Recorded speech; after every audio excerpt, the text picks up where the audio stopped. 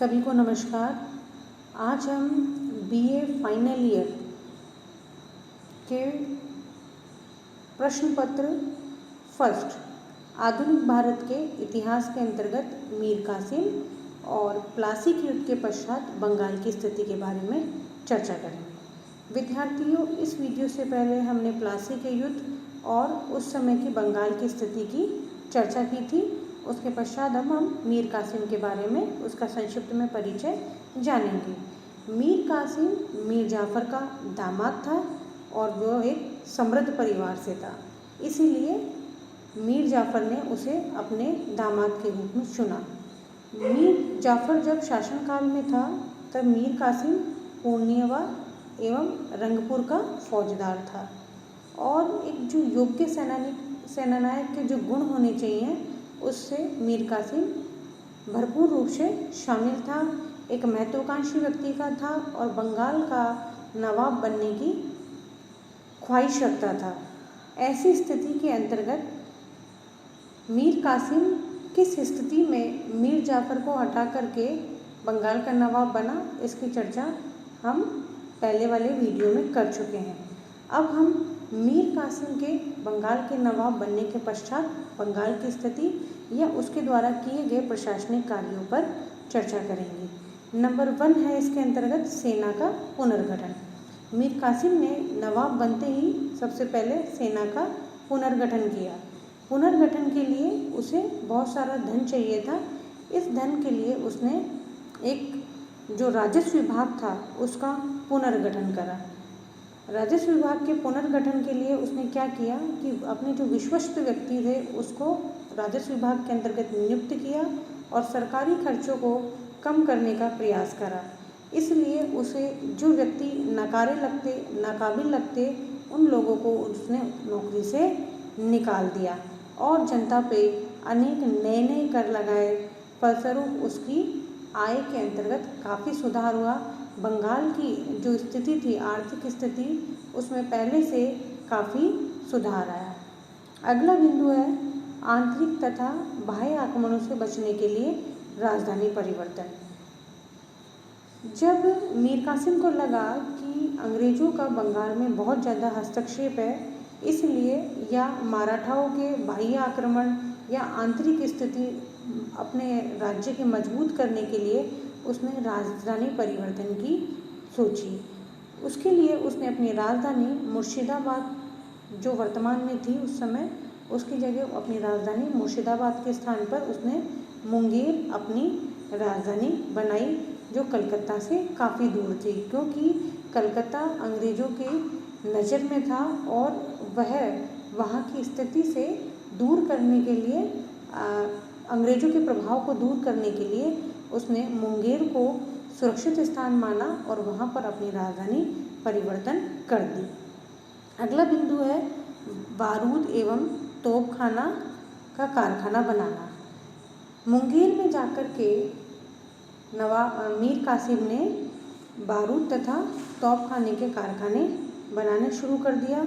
मुंगेर में उसने बारूद बनाने तथा अच्छी तोप बनाने का कारखाना भी कायम करा और उसके लिए अपनी जो सेना है उसका प्रशिक्षण जो है यूरोपीय पद्धति पर किया, जिससे उसको काफ़ी अपनी जो सेना है बहुत अधिक मजबूत हो गई और फ्रांसीसी तथा अमेरिकन अफसरों को भी उसके लिए उसने नियुक्त किया। तत्पश्चात इन सबको मजबूत करने के बाद नवाब ने जो उसके जो जमींदार थे, विरोधी जमींदार थे और अनेक जो अधिकारियों था उनके दमन करने के लिए ठाना और जो व्यक्ति नवाब की अवज्ञा का या उसकी आज्ञा का पालन नहीं करते थे, यानी कि नवाब की अवज्ञा करते थे, उन व्यक्तियों के लिए उसने कठोर दंड की व्यवस्था की। उसका एक उदाहरण हम दूसरे रूप में देख सकते हैं कि बिहार के जो नवाब थे रामनारायण, उसको पद से हटा दिया और उसकी संपत्ति भी उसने जब्त कर ली थी और उसको प्राणदंड की सजा दी। इस प्रकार मीर कासिम ने जो स्थिति थी अपनी बंगाल के अंतर्गत बहुत अधिक मजबूत कर ली थी। अगला बिंदु है भारतीय व्यापारी को निःशुल्क व्यापार की इजाज़त। देखिए, हम आपको बताना चाहेंगे कि अंग्रेज़ों को दस्तक के माध्यम से विशेषाधिकार मिले हुए थे, इसलिए भारतीय व्यापारियों को नुकसान उठाना पड़ता था, क्योंकि अंग्रेज अधिकारी न केवल स्वयं उसको दस्तक का प्रयोग करते थे, अपितु अनेक जो व्यापारी हैं उनको दस्तक बेच दिया जाता था। दस्तक को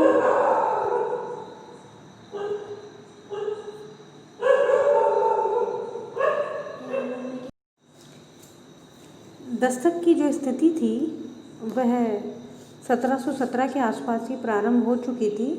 तो दस्तक की बंगाल में प्रवेश होने के पश्चात अंग्रेज़ों की स्थिति मजबूत हो गई और भारतीयों की स्थिति दिनों दिन कमतर होने लगी। इसलिए मीर जाफ़र ने इसके लिए एक नया नवाचार प्रयोग करा, जिसके अंतर्गत उसने जो भारतीय व्यापारी थे उनको भी निःशुल्क व्यापार करने की इजाज़त दी। इससे पहले हम बात करें तो जो बंगाल है उसके अंतर्गत जो अंग्रेजी व्यापारी थे वो बिना शुल्क चुकाए व्यापार करते थे, जिसका वहाँ पर बहुत बुरा प्रभाव पड़ा। इससे क्या परिणाम निकल के आए, एक तरफ तो नवाब की जो स्थिति थी उसकी यानी जो उसकी आय थी वो घट गई, और दूसरी तरफ भारतीय व्यापारी थे उनको अपना कारोबार चलाना कठिन हो गया, क्योंकि उनको सीमा शुल्क चुकाना पड़ता था। इसके अलावा उनकी जो सामान था वह यानी कि वे अंग्रेजी गुमाश्ताओं की तुलना में उन्हें सस्ती दर पर सामान बेचना पड़ता था, जो कि उनके लिए सही नहीं था। परिणाम स्वरूप क्या हुआ, अंग्रेज़ों का व्यापार तो बढ़ गया और भारतीयों का व्यापार घट गया, क्योंकि उनको सीमा शुल्क भी चुकाना पड़ता और प्लस वहाँ पर जो उनकी तुलना में अंग्रेजी व्यापारियों की तुलना में उनका माल महंगा होता था, इसलिए लोग खरीदने से भी हिचकिचाते थे। ऐसी सूरत के अंदर मीर कासिम ने कंपनी और उसके अधिकारियों पर व्यापार पर अंकुश लगाने का निश्चय करा। उसने ये चीज़ डिसाइड करी कि उन पर किसी प्रकार से कंट्रोल किया जाए, इसलिए उसने फोर्ट विलियम के जो गवर्नर थे वेंसीटाट, उसको उस चीज़ की शिकायत करी और कहा कि इस मैटर पर हमें बैठ कर के डिस्कस करना चाहिए। इसके पश्चात वेंसीटाट इस बात के लिए सहमत हो गया कि जो कंपनी अपने सामान पर 9% का शुल्क देंगी और भारतीय जो व्यापारी हैं वो 25 से 30% शुल्क देंगे। वेंसीटाट और मीर कासिम इन दोनों के बीच ये बात तय हो चुकी थी, लेकिन कुछ समय के पश्चात कलकत्ता काउंसिल ने जो वेंसीटाट है उसके प्रस्ताव को रद्द कर दिया, जिससे मीर कासिम काफ़ी नाराज़ हुआ, बहुत दुखी हुआ। इसलिए उसने सोचा कि क्यों ना अंग्रेज़ों की तरह भारतीय व्यापारियों को भी निःशुल्क व्यापार करने के लिए दिया जाए, जिससे उनका सामान है बाज़ार के अंतर्गत वो अंग्रेज़ी सामान के आगे टिक सकेगा। इस प्रकार की उसने योजना बनाई, लेकिन आगे इसके परिणाम ये हो गए कि जो भारतीय व्यापारी थे वो समान स्तर पर पहुंच गए और उनके जो बराबरी का स्तर जो था वो भारतीय व्यापारियों से प्रतिस्पर्धा जब होने लगी तो वह उसके अंतर्गत अंग्रेजी व्यापारी पिटने लगे और उनके मुनाफे के स्थान पर उनको हानि उठानी पड़ी। ऐसी स्थिति में नवाब को अपना आदेश है वो उसको वापस लेने के लिए अंग्रेज अधिकारियों ने कहा, लेकिन नवाब है यानी कि मीर कासिम है उसने अपना ये प्रस्ताव ठुकरा दिया। अब प्रश्न होता है कि व्यापारिक संघर्ष दोनों के अंतर्गत उत्पन्न होता है, अंग्रेजों तथा मीर कासिम दोनों के मध्य व्यापारिक संघर्ष उत्पन्न होता है। आखिरकार कौन सर्वे सर्वा है? अगर ऐसी स्थिति में जानना चाहेंगे आधुनिक भारत के इतिहास पढ़ते समय कि ऐसी स्थिति में प्रश्न यहाँ ये उठता है कि बंगाल में सर्वे सर्वा कौन है, नवाब सर्वे सर्वा है या ईस्ट इंडिया कंपनी है वो सर्वे सर्वा है? दोनों जो है अपने व्यक्तिगत प्रतिष्ठा के लिए कंपनी और नवाब दोनों में फिर से पुनः संघर्ष होना प्रारंभ हो जाता है और वो संघर्ष परिणति का रूप लेता है बक्सर का युद्ध। बक्सर का युद्ध जो कि मीर कासिम और अंग्रेज़ों के मध्य विशेष रूप से, क्योंकि आह्वान इस युद्ध में, हालांकि हम इसमें आगे और चर्चा करेंगे कि मीर कासिम की तरफ से अन्य दो बड़ी महान शक्तियां भी मीर कासिम की तरफ से लड़ेंगी, लेकिन उसके युद्ध का क्या परिणाम होता है वो इस हिसाब से हम बात करेंगे। तो पहली बात हम बात करते हैं बक्सर के युद्ध की। तो बक्सर का युद्ध हुआ था 23 अक्टूबर 1764 ईस्वी के अंतर्गत। लेकिन इससे पहले हम बक्सर के युद्ध से पूर्व जो बंगाल की स्थिति है उसके ऊपर चर्चा करना शुरू करते हैं। देखिए, बक्सर के युद्ध से पहले भी मीर कासिम तथा अंग्रेजों के मध्य अनेक युद्ध हुए थे, जिसके अंतर्गत एक था जुलाई 1763 के अंतर्गत युद्ध हुआ था कटवा का युद्ध, जिसके अंतर्गत मीर कासिम पराजित हो गया था। इसके पश्चात तीन अन्य युद्ध हुए थे मीर कासिम तथा अंग्रेजों के मध्य, जिसमें भी नवाब की पराजय हुई थी। तो ऐसी स्थिति में अब नवाब को लग गया कि इतनी आसानी से अंग्रेजों को बाहर नहीं निकाला जा सकता है, इसलिए उसने भारत की मजबूत शक्तियों को अपने साथ जोड़ने की कोशिश करी। इसके लिए उसने अपना पहला प्रस्ताव अगस्त 1763 के अंतर्गत जो अवध के नवाब थे शुजाउद्दौला उसके पास में रखा कि वह अंग्रेजों के विरुद्ध उसकी सहायता करे।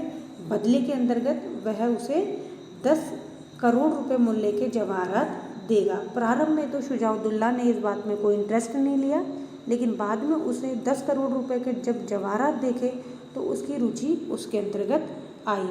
शुजाउद्दौला वो जो 10 करोड़ की संपत्ति है उसको हड़पना चाहता था, इसीलिए उसने नवाब के प्रस्ताव को प्रारंभ में तो ठुकरा दिया, लेकिन उसे अंत में उसने उस प्रस्ताव को मान लिया। लेकिन शुजाउद्दौला के मन में कहीं ना कहीं सारी स्थिति को अंग्रेजों को बताना भी वह चाहता था। कुल मिलाकर के वह दुरंगी स्थिति अपनी रखना चाहता था। एक तरफ तो वो प्रत्यक्षतः नवाब की सहायता करना चाहता था और अप्रत्यक्ष रूप से वह अंग्रेजों के साथ जुड़ा रहना चाहता था। तो ऐसी स्थिति में उसने हालांकि शुजाउद्दौला ने मीर कासिम को अपने पक्ष में रखा, लेकिन इस बात के लिए कि युद्ध के लिए वह साथ देगा मीर कासिम का, इसके लिए वह समय समय पर टालता रहा। तो कुल मिलाकर के जब मीर कासिम की अनेक युद्धों में अंग्रेजों से पराजय हुई तो उसने शुजाउद्दौला की तरफ देखा। शुजाउद्दौला ने अपने व्यक्तिगत स्वार्थ यानी कि 10 करोड़ रुपए के जवाहरात मिलने के एवज में मीर कासिम की सहायता करने के बारे में सोचा। इसके पश्चात उसने मुग़ल जो बादशाह था शाह आलम, उसके लिए भी उसने अपने पक्ष में मिलाने के लिए भी प्रयास किया। शाह आलम द्वितीय को भी अपने साथ मिलाने की कोशिश किया। शाह आलम द्वितीय भी दुरंगी चाल रखता था। वह भी गुप्त रूप से उसने अंग्रेजों को लिख भेजा था कि वह इस युद्ध के लिए तैयार नहीं है, लेकिन उसका वजीर उसके पक्ष में वजीर उसका साथ दे रहा है, अतः उसे भी उसमें शामिल होना चाहिए। उसके वजीर से यहाँ तात्पर्य है शुजाउद्दौला। अब हम बात करते हैं कि क्या स्थिति हुई और बक्सर के युद्ध का क्या महत्व है, इसके बारे में अब हम चर्चा करेंगे। उसके बक्सर के युद्ध और उसके महत्व की चर्चा हम अगले वीडियो में करेंगे। धन्यवाद।